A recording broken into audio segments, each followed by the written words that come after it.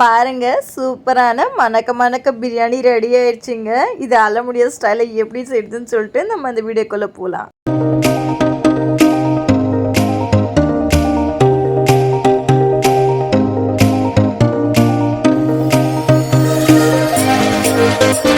அலமுடியா ஸ்டைலில் முட்டை பிரியாணி செய்ய போகிறேங்க.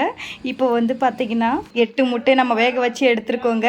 அந்த வேக வச்ச முட்டையை நம்ம என்ன பண்ணலாம் அப்படின்னா, நம்ம வந்து ஒரு டூத் பிக் எடுத்துக்கலாங்க. அதில் லைட்டாக ஹோல்ஸ் பண்ணிடலாங்க. இங்கே பாருங்கள், நம்ம எல்லாத்துக்குமே லைட்டாக ஹோல்ஸ் பண்ணிடலாம். நம்ம வந்து பிரியாணி செய்யும் போது முட்டை வந்து உடையக்கூடாதுங்க. அதுக்காக தான் நம்ம லைட்டாக ஹோல்ஸ் பண்ணுறோம். இதே மாதிரி நம்ம கிட்ட இருக்கிற எல்லா முட்டையிலையும் நம்ம ஹோல்ஸ் பண்ணிடலாங்க. டீஸ்பூன் வந்து கொஞ்சம் மஞ்சத்தூள் லைட்டாக ஆட் பண்ணிக்கலாங்க. மஞ்சத்தூள் எதுக்கு ஆட் பண்ணுறோன்னா, அதில் வந்து கவுச்சி ஸ்மெல் வரக்கூடாது, முட்டை கவுச்சி ஸ்மெல்லு.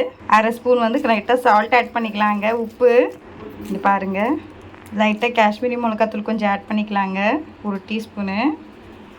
நல்லா இப்படி மிக்ஸ் பண்ணிவிடுங்க. மசாலா ஃபுல்லாக இதில் அப்ளை ஆகிடணுங்க. இங்கே பாருங்கள், நல்லா மிக்ஸ் பண்ணிடலாம். இது அலமுடி ஸ்டைலில் வந்து நம்ம இன்றைக்கி முட்டை பிரியாணி செய்ய போகிறோங்க. லைட்டாக வந்து பார்த்திங்கன்னா ஆயில் ஊற்றிக்கலாம். ஆயில் எதுக்காக ஊற்றுறோன்னா, அந்த மசாலாலாம் வந்து பார்த்திங்கன்னா ஃபுல்லாக வந்து பார்த்திங்கன்னா இதில் வந்து அப்ளை ஆகிடும். இதை எடுத்து ஓரமாக வச்சிடலாங்க. இப்போ வந்து முட்டை பிரியாணி செய்ய ஸ்டார்ட் பண்ணிடலாம். குக்கரில் வந்து பார்த்திங்கன்னா நம்ம ஆயில் ஊற்றிக்கலாங்க. உங்களுக்கு தேவைப்பட்டால் நீங்கள் தேங்காய் ஆட் பண்ணிக்கலாம். தேங்காய் எண்ணெயில் கூட செய்யலாம். நான் இன்றைக்கி ரீஃபைண்ட் ஆயில் ஆட் பண்ணியிருக்கேன். ஆயில் எல்லாம் ஹீட் ஆகட்டும். இப்போ ஆயில் ஹீட் ஆனதுமே இதுக்கு வந்து நம்ம ஸ்பைசஸ் எல்லாம் ஆட் பண்ணிக்கலாங்க. இங்கே பாருங்கள், நான் என்னென்ன எடுத்திருக்கேன்னு சொல்லிட்டு பிரிஞ்சி எல்லாம் எடுத்துருக்கேங்க. பட்டை லவங்கம் எல்லாமே ஆட் பண்ணியிருக்கேன்.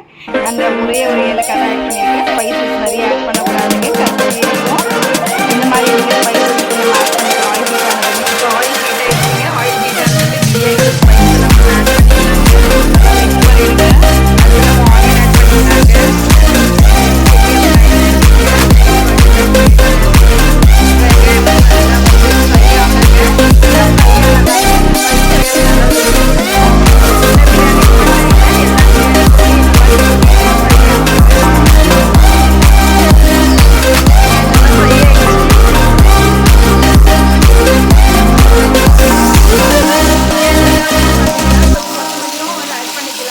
பிரியாணிக்கு இந்த மாதிரி கொத்தமல்லி புதினா கொஞ்சம் கூடுதலாக ஆட் பண்ணோம்னா பிரியாணி நல்லா டேஸ்ட் கொடுக்குங்க.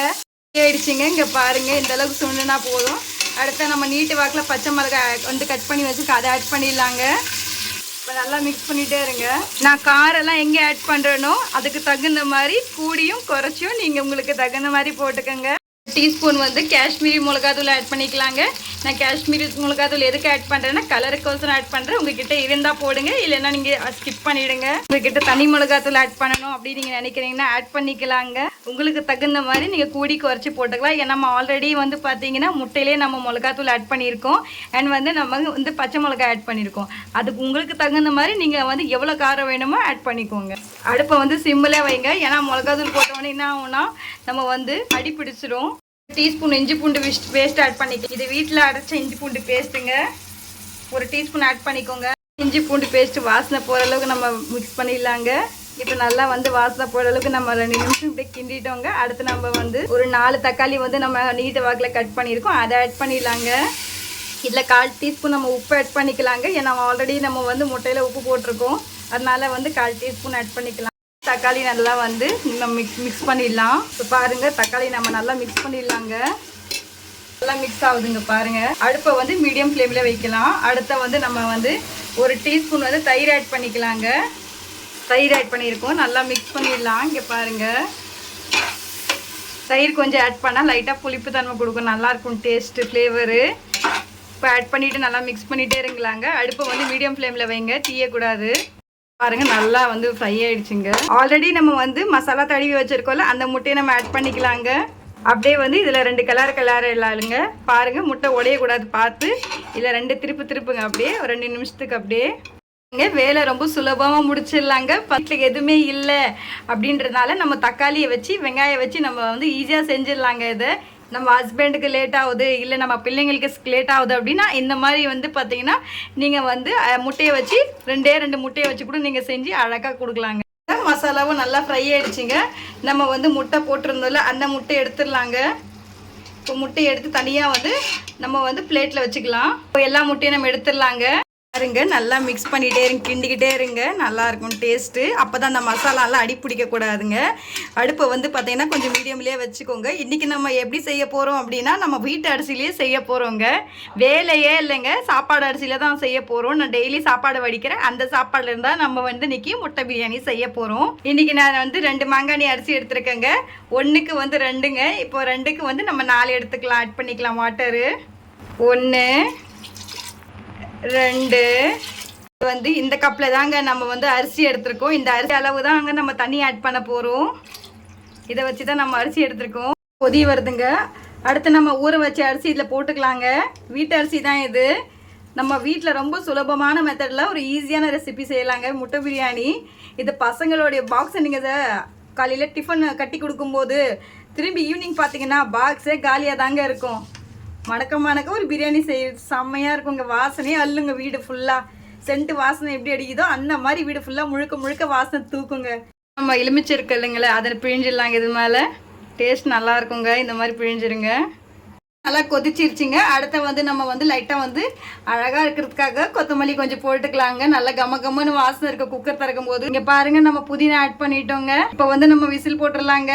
நல்லா கொதி வருது பாருங்க, நல்லா கொதிக்குது, மனம் இருக்குது வாசனை. எனக்கு தூக்குதுங்க. இங்கே பாருங்க நம்ம வந்து விசில் போட்டுடலாம். இப்போ மூடி போட்டுடுறேன்.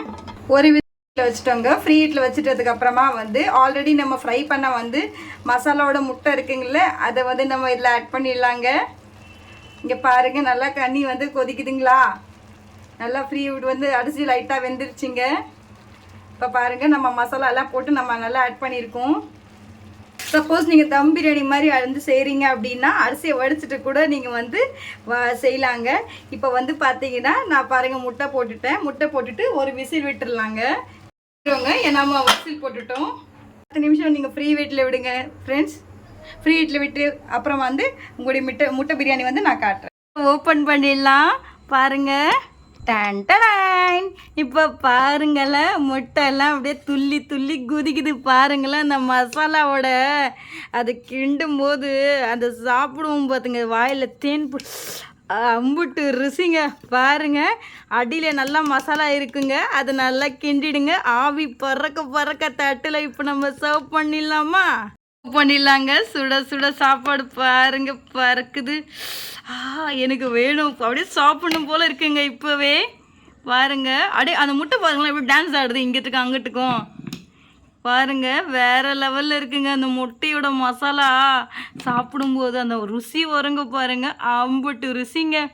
இங்கே பாருங்க அப்படியே கொதிக்குதுங்க. செம தகன்னு ஜொலிக்குதுங்க அம்மி. அப்படியே அந்த முட்டை அப்படியே துள்ளி எப்போலா வயிற்றுக்குள்ளே போகணும் அப்படியே எனக்கு அப்படியே ஏங்குதுங்க. இங்கே பாருங்க அதுக்கு மேலே நம்ம கொரியண்டர் லீவ்ஸ் ஆட் பண்ணியிருக்கோம், கொத்தமல்லி ஃப்ளேவர் பாருங்க செம்மையாக இருக்குது. தயிர் எலுமிச்சம் போலெல்லாம் நம்ம ஆட் பண்ணியிருக்கோம். இதை நம்ம வீட்டில் வந்து எதுவுமே இல்லாத பட்சத்தில் நம்ம ஆஃபீஸில் வந்து நம்மளோட ஹஸ்பண்ட் அண்ட் நம்மளோட பிள்ளைங்களுக்கு ஈஸியாக நம்ம கட்டி கொடுத்தோன்னா வரும்போது பார்த்தோன்னா திரும்பி லஞ்ச் பாக்ஸு ஒன்றுமே இருக்காதுங்க. அந்தளவுக்கு அம்புட்டு ருசியாக இருக்குங்க. பாருங்கள் மறுபடியும் காட்டுறேன். நல்லா இருக்குங்க பாருங்கள். அப்படியே வாசனை அப்படியே கமன்னு அள்ளுதுங்க. அப்படியே எனக்கு அப்படியே தூக்குதுங்க. இந்த வீடியோ பிடிச்சிருந்தா லைக் பண்ணுங்கள், ஷேர் பண்ணுங்கள், சப்ஸ்கிரைப் பண்ணுங்கள். மறக்காமல் இந்த ட்ரெண்டிங் சமையல் அலமுக்கு சப்ஸ்கிரைப் பண்ண மறந்துடாதீங்க.